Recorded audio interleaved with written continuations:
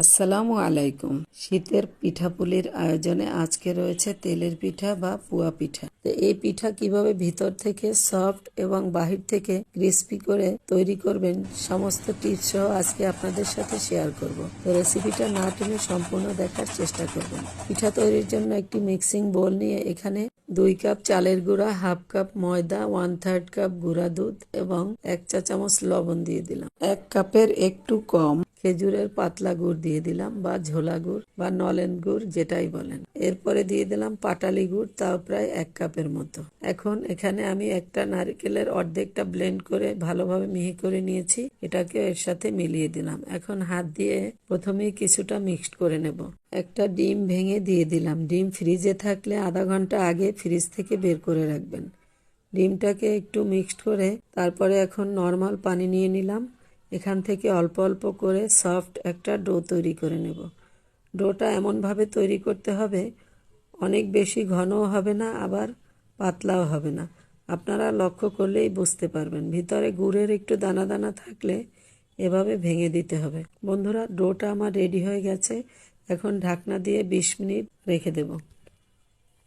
20 minute পরে আপনাদেরকে দেখাচ্ছি। দেখুন, ডোটা কিন্তু কিছুটা ঘন হয়ে গেছে। এরকম শুকনা চালের গুঁড়া হলে কিছুক্ষণ এভাবে রেস্টে রেখে দিলে এই পিঠাগুলো বেশ ভালো হয়। তা আমি আরও কিছু পানি নিয়ে ডোটাকে আবারও রেডি করে নিচ্ছি। তো বন্ধুরা, দেখতেই পাচ্ছেন আমি প্রায় 2 হাতা পানি আরও এর সাথে মিক্সড করেছি। এভাবে অল্প অল্প করেই পানি দিয়ে ডোটাকে সুন্দরভাবে তৈরি করে নিতে হবে। এটা বলে বোঝানোর মতো না, আপনাদের দেখেই বুঝে নিতে হবে। তো বন্ধুরা, চুলায় প্যান বসিয়ে তেল গরম করে নিলাম। এর মধ্যে 1 হাতা পিঠার ডো ছেড়ে দিলাম। উপর থেকে এভাবে একটু তেল উঠিয়ে দিলে পিঠাটা খুব সহজেই ফুলে ওঠে। তো প্রথম পিঠাটা সবার ক্ষেত্রেই একটু কম সুন্দর হয়, তাও আমি আপনাদেরকে দেখিয়ে দিলাম। তো পরবর্তী পিঠাগুলো এত সুন্দর হয়েছে আপনারা দেখলেই বুঝতে পারবেন। আর যদি এই পিঠাগুলো একটু ক্রিস্পি খেতে চান তাহলে চুলার আঁচ ফুলে ওঠার পরে কমিয়ে একদম লো করে দিয়ে উল্টিয়ে পাল্টিয়ে একটু বেশি লাল করে ভেজে নেবেন। তাহলে কিন্তু পিঠাগুলো উপর থেকে একদম ক্রিস্পি হবে আর কুড়মুড়ে একটা ভাব হবে সাইডগুলো থেকে, আর ভিতরে কিন্তু ঠিকই সফট হবে। তো দেখতেই পাচ্ছেন, তেল উঠানোও লাগে না, এমনি এমনি পিঠা ফুলে যাচ্ছে। ফ্রেন্ড, সমস্ত পিঠাগুলো আমি ভেজে নিয়েছি। এখন আপনাদেরকে দেখিয়ে দিচ্ছি উপর থেকে কতটা পিঠাগুলো ক্রিস্পি হয়েছে। সাউন্ড শুনতে পাচ্ছেন নিশ্চয়ই।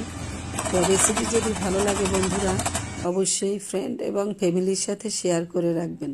দেখুন, একটা পিঠা ভেঙে দেখাচ্ছি ভিতর থেকে কতটা সফট হয়েছে। এরকম ইউনিক রেসিপি পেতে আমার পেজটাকে লাইক ফলো দিয়ে সাথেই থাকবেন। আর ইউটিউব থেকে দেখে থাকলে চ্যানেলটাকে সাবস্ক্রাইব করে দিবেন। কোনো প্রশ্ন থাকলে কমেন্ট করে জানাবেন। আজ বিদায় নেব, দেখা হবে আবারও কোনো ইউনিক রেসিপি নিয়ে। আল্লাহ হাফেজ।